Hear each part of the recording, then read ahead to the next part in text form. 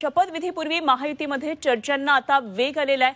काळजीवाहू मुख्यमंत्र्यांच्या भेटीनंतर गिरीश महाजन यांनी देवेंद्र फडणवीस यांची भेट घेतली आणि शिंदेंसोबत झालेल्या चर्चेची महाजन यांनी फडणवीस यांना माहिती दिली आहे। काल ठाण्यामध्ये एकनाथ शिंदे आणि गिरीश महाजन यांच्यामध्ये जवळपास 1.5 तास चर्चा झाली। गृहमंत्री पदावरून शिवसेना अजूनही आग्रही असल्याचं महायुतीमध्ये पाहायला मिळतंय। यावरून रस्सीखेच सुरू आहे असं दिसून येतंय। त्यामुळे आता या पुढच्या घडामोडी काय घडतात हे बघणं अत्यंत महत्त्वाचं ठरणार आहे।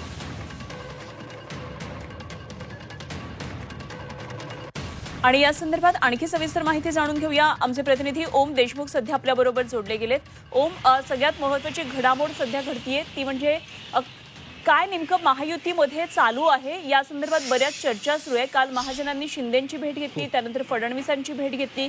काय चर्चा झाली याचा निश्चितच गोषवारा दिला असेल। काय नेमक्या महायुतीमधल्या सध्याच्या या ताज्या घडामोडी आहेत?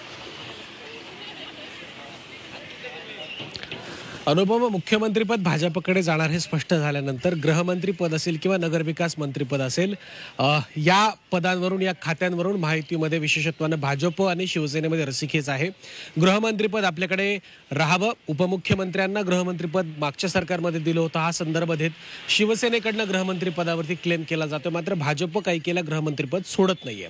या पार्श्वभूमीवरती एकनाथ शिंदे जे काळजीवाहू मुख्यमंत्री आहेत ते नाराज आहेत, अशा प्रकारच्या चर्चा सुरू आहेत। त्यांची तब्येत देखील बरी नाहीये। या सगळ्याच पार्श्वभूमीवरती भाजपचे नेते जे संकटमोचक बनवले जातात भाजपसाठी, ते गिरीश महाजन काल ठाण्यामध्ये एकनाथ शिंदेंच्या भेटीसाठी गेले। 1 ते 1.5 तास त्यांच्यामध्ये चर्चा झाली आणि या चर्चेनंतर यामध्ये नेमकं काय काय घडलं, काय काय चर्चा झाल्या, कशा प्रकारे शिंदेंनी भूमिका मांडली, या सगळ्या गोष्टींची माहिती काल गिरीश महाजन यांनी देवेंद्र फडणवीस यांना रात्री दिली।